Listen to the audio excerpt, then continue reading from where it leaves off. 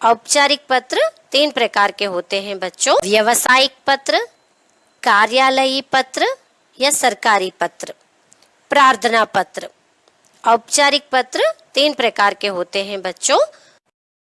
व्यवसायिक पत्र आमतौर से सामान खरीदने, बेचने या पैसे के लेन देन के संबंध में जो पत्र लिखे जाते हैं उन्हें व्यवसायिक पत्र कहते हैं।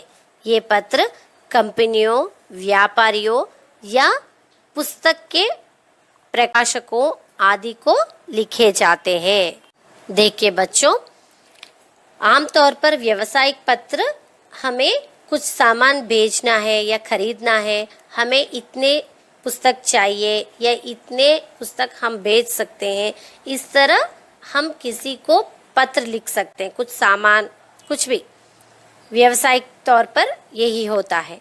और या ज़्यादातर ये पत्र कहाँ उपयोगी होता है? कंपनियों में, व्यापारों में या पुस्तक के प्रकाशकों को ये पत्र लिखे जाते हैं। कार्यालयी पत्र, सरकारी पत्र ऐसे पत्र जो कार्यालयों में कामकाज करने हेतु लिखे जाते हैं। इस तरह के पत्र खासकर किसी सरकारी अधिकारी या नगर निगम के मेयर, समाचार पत्र के संपादक, पुलिस विभाग के आला अधिकारी, बैंक अधिकारी आदि को लिखे जाते हैं। देखिए बच्चों, कार्यालय पत्र, सरकारी पत्र कैसे होते हैं? ये पत्र किसी कार्यालयों में कामकाज करने हेतु लिखे जाते हैं। इस तरह के पत्र खासकर किसी सरकारी अधिकारी, नगर मेयर को या समाचार पत्र संपादक को या पुलिस विभाग के अधिकारी को, बैंक मैनेजर या अधिकारी को इस तरह से पत्र लिखे जाते हैं। यही कार्यालयी पत्र कहते हैं। समझ में आया बच्चों? प्रार्थना पत्र यह वह पत्र होता है जिनमें मुख्य रूप से निवेदन या प्रार्थना की जाती है। जैसे स्कूल में आवश्यक हेतु प्रार्थना पत्र, किसी कार्य को कराने के लिए सरकारी विभाग के किसी जिम्मेदार अधिकारी आदि को लिखे जाते हैं। देखिए बच्चों, ये ज़्यादातर प्रार्थना पत्र हम लोग छुट्टी मांगने के लिए हमारे अध्यापक से प्रार्थना करते हैं, या हम अपने प्रधानाचार्य जी को प्रार्थना पत्र लिखते हैं, या किसी कॉलेज में हम लोगों को दाखिल होना है तो हमें एडमिशन के लिए, हमें वहाँ दाखिल होने के लिए प्रार्थना पत्र लिखना होता है। और किसी सरकारी विभाग के किसी जिम्मेदार अधिकारी को भी हम प्रार्थना पत्र लिख सकते हैं। समझ में आया बच्चों? देखिए बच्चों, औपचारिक पत्र में संबोधन, अभिवादन और समापन कैसे किया जाता है, अगर आप ये टेबल ध्यान से देखेंगे तो आपको पता चल जाएगा बच्चों। पत्र जिसे लिखा जाता हो, व्यावसायिक पत्र या कार्यालयी पत्र, प्रार्थना पत्र अपरिचित व्यक्तियों को लिखा जाता है। और संबोधन कैसे किया जाता है? श्रीमान, महोदय, माननीय, मान्यवर, इस तरह। यहाँ अभिवादन नहीं किया जाता है बच्चों, क्योंकि ये औपचारिक पत्र है। जो व्यावसायिक होता है, कार्यालयी पत्र होता है, जो हम अज्ञात व्यक्ति को लिखते हैं, इसीलिए अभिवादन नहीं होता है। और समापन कैसे होता है बच्चों? समापन प्रार्थी, विनीत, भवदीय या भवदीय, इस तरह। यहाँ देखिए बच्चों, औपचारिक पत्र का प्रारूप। पत्र पाने वाले का नाम व पता, दिनांक। पत्र का विषय, हम किस विषय में पत्र लिख रहे हैं वह विषय।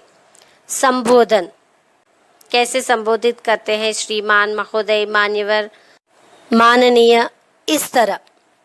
विषय वस्तु, पत्र लिखने का कारण, हम किस विषय में पत्र लिख रहे हैं और पत्र लिखने का क्या कारण है, हम यहाँ पर लिखेंगे, जिस कारण से आप पत्र लिख रहे हैं। पत्र का विस्तार, विस्तार से हम समझाएंगे हमारी समस्या क्या है या हमारी प्रार्थना क्या है, इस तरह।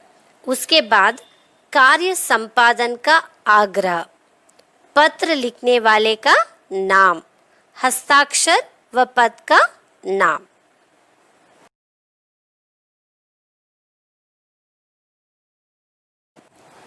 आपको और बेहतरीन समझाने के लिए यहाँ एक नमूना पत्र हम लोगों ने दिया है बच्चों, इसको एक बार देखिए।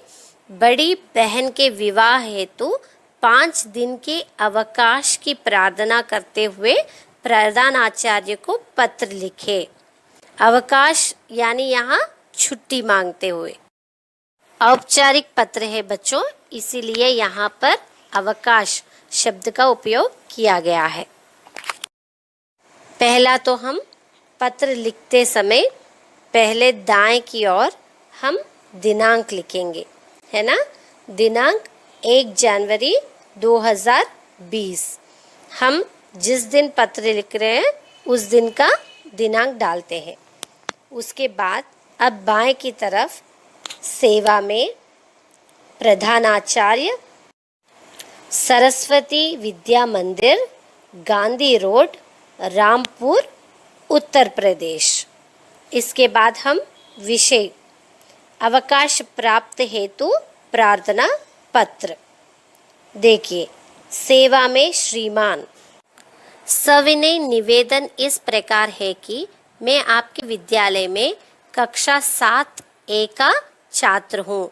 महोदय, अगले सप्ताह मेरी बड़ी बहन का विवाह होना निश्चय हुआ है, अतः मुझे 5 दिन का अवकाश चाहिए। आशा है आप मुझे दिनांक 6 जनवरी 2020 से 10 जनवरी 2020 तक का अवकाश प्रदान करने की कृपा करेंगे। धन्यवाद। आपका आज्ञाकारी शिष्य विक्रम चौधरी, कक्षा 7A। औपचारिक पत्र इस तरह लिखते हैं बच्चों। आशा करती हूँ कि आप सब लोगों को समझ में आ गया है। ठीक है बच्चों, धन्यवाद।